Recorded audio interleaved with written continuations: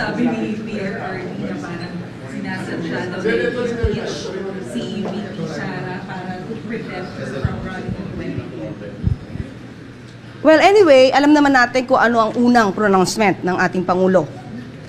Sa una, of course, hanggat wala pa yung mga impeachment complaints, hanggat maaari ay wag na sanang matuloy. But since nandyan na, at hindi naman niya hawak, of course, ang Kongreso, dahil meron tayong separation of powers, hindi siya makikialam, hindi siya kikilos kung ito man ay matuloy o hindi matuloy. So, kung ang sinasabi lamang nila ay para ma-impeach si VP Sara, well, kanilang opinion yon. Ito talaga naman ay nakikita natin kung saan sila gumagawi. At ito ay sa lahat ng kanilang mga rallies, makikita natin ang paninira nila sa pamahalaan at sa Pangulo. So alam na natin kung saan ang punta nila. Gusto nila ulit makuha ang power, ang authority, ang posisyon. They are veering towards dictatorship. Yes. Ang una kong sinabi dyan noon ay anong ebidensya? Paano mapapatunayan? Katulad na sinabi ko, hindi tayo pwedeng maniwala sa mga pang-iintriga lamang na walang ebidensya. At ito naman, siguro naman ay natatandaan ninyo, nung panahon ni dating Pangulong Duterte, inamin niya, fiscal pa lang siya, expert na siya sa pag-intriga at pagplanta ng ebidensya. Siguro naman napatunayan na natin yan sa panahon ni Senator Leila de Lima. So ano pa ba ang ating i-expect sa dating Pangulong Duterte? Gumawa ng intriga, magplanta ng ebidensya. Oh, yun po. Salamat po. Just a clarification. So, ibig sabihin, hands-off si Presidente doon sa gold reserves kasi PRRD mentioned or is accusing the Marcos family of stealing and selling the country's gold. Just so it's clear. Okay. Hindi pa to campaign joke ulit ni dating Pangulong Duterte? Hindi ba tayo nasanay dun sa jet ski promise niya? Na nung naniwala tayo halos sa mga sumuporta sa kanya, tinawag tayong stupid. So pag naniwala ba tayo ulit sa sinasabi niyang ito, baka mapagkamalan niya tayo ulit at tawagin tayong stupid. But anyway, we will take this seriously. Para naman hindi magkaroon ng fake news, lalo na doon sa mga taong nakikinig sa kanya at maaaring naniniwala pa. Itong issue na to, October 2024, nasagot na ito. Ang nagtataka lang ako, bakit paulit-ulit na binibring up ni dating Pangulong Duterte? Wala ba siya mga economic experts na magsasabi sa kanya kung ano ba talaga ang regular activities ng BSP? Ayon sa BSP, ang pagbebenta ng gold is just a regular activity. How? Why? To pump up the economy. Even at the time of former President Duterte, trabaho na ito ng BSP. Hindi niya ba alam iyon? Okay, now, sinabi nga dito, ang pagbebenta ng gold, kung mataas ang presyo, dapat ibenta. Sinabi din ng BSP, hindi pwede silang mag-hold that much of a gold. Okay? Now, ang nagtataka lang tayo, bakit hindi ito alam ng dating Pangulo? Siguro bago siya magbigay ng ganitong klaseng intriga, mapapansin nyo sa kanya mga statements, hindi naman detailed. Anong proof niya? Again, as a lawyer. He is a lawyer. He became a fiscal. Alam niya kung paano magkuha ng ebidensya, no? To get the truth. Bakit sa kanya? Parang wala siyang ebidensya. Laging paintriga. All we want here is evidence. Ipakita niya kung si PBBM o ang Pangulo ang nag-utos para magbenta ng gold reserves. Samantalang sinabi rin ng BSP, solely and manage ito. No? Solely managed by the BSP. So paano magkakaroon dito ng hand or pakikialam ang Pangulo? Sonny Yu, People's Journal. Ma'am, when you said you will take this seriously. What do you mean by that? Will the government file charges against the former president?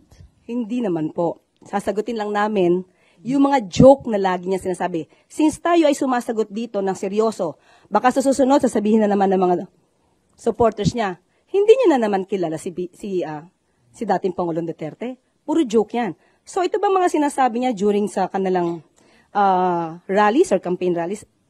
Joke ba o seryoso? We have to know that. Okay. And also, ma'am, would you know under the Marcos administration kung ilan na pong gold ang naibenta? As of now, wala tayong records, pero sabi nga nila, according sa BSP, kukunin namin ito. Kung inyo pong i-require at alamin po natin kung maibibigay po sa atin ng BSP ang records na ito.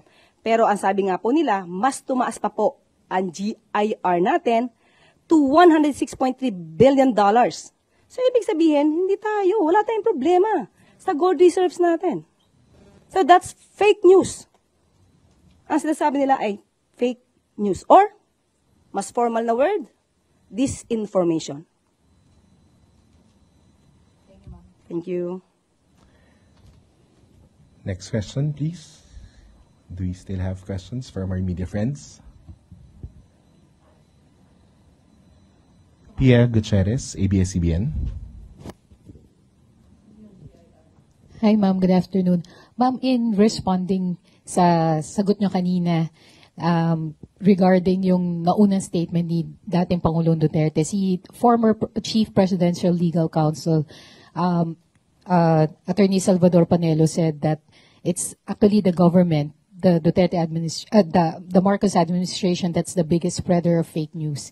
And I quote yung sinabi niya kanina sa ANC. It's funny because it's the government, the huge corporation of fake news. For instance, when the police assaulted the KOJC, they were saying the police were not armed.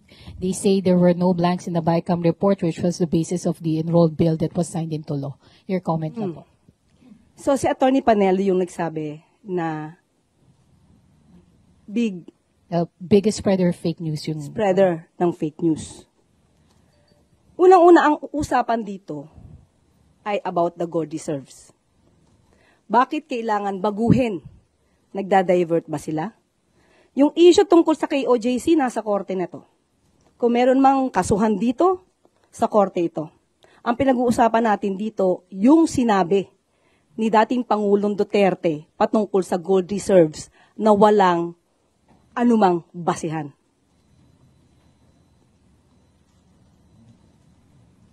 Thank you, Yusek. Do you have more questions from MPC? Tay Pardilla, PTV4. Good afternoon po, Attorney. Sa Mandaue rin po sinabi po ni former President Duterte na bumalik na po yung droga sa Davao, Cebu, and Manila. Marami na rin mga tambay ang na-hold up at mga nasasaksak. Reaction po dito. Davao, including Davao City? Oh, okay. Kung Davao City pinag-uusapan natin, sino ba ang mayor ng Davao City? Hindi ba yung anak niya? Si Mayor Baste Duterte. So, ang ibig bang sabihin nun, napaka-inefficient ng anak niya? Again, ulitin natin, nasaan ang data patungkol rito? At tandaan natin, nung panahon niya, at least ngayon may record kung may namamatay, nung panahon niya, menong bang nare-record doon sa mga biglang nawawalang mga tao? Tanong lang natin yon. So, dapat yun siguro, alamin din niya. Pero as of now, sabi nga natin, anak niya ang namumuno sa Davao City. Bakit ganun ang kanyang lungsod? Ivan Medina, GMA7. Yusek, kakapanumpa niyo pa lamang po ngayong araw na ito as Undersecretary and Palace Press Officer. And you come out with guns blazing. Ito na ho ba ang magiging communication stance ng Administrasyong Marcos starting today? Siguro ganito lang po talaga ako. When it's for the truth, ilalaban natin yan. Wala tayong, hindi tayo magsasagwa ng anumang fake news. Basta kaya maalab ang damdamin natin sa pasasalita is because we know we are fighting for the truth. Do you think it has come to a point that the administration needs to take this firmer stance against fake news because it has already gone to worrisome levels. Yes. We have to fight for that. We have to fight against fake news. Otherwise, yung mga tao na naniniwala sa kanila, maiiba ang isip nila. Maiiba ang diskarte nila. It is our obligation, especially tayo, mga taga-media. Dapat nating iparating sa taong bayan, ano ba ang katotohanan. Iwasan natin yung mga intriga na walang basihan. As of now, kasi puro intriga eh. Puro intriga ang pinapasok sa utak natin. At nakakasira ito sa bansa, sa ekonomiya. Hindi po ba? Thank you.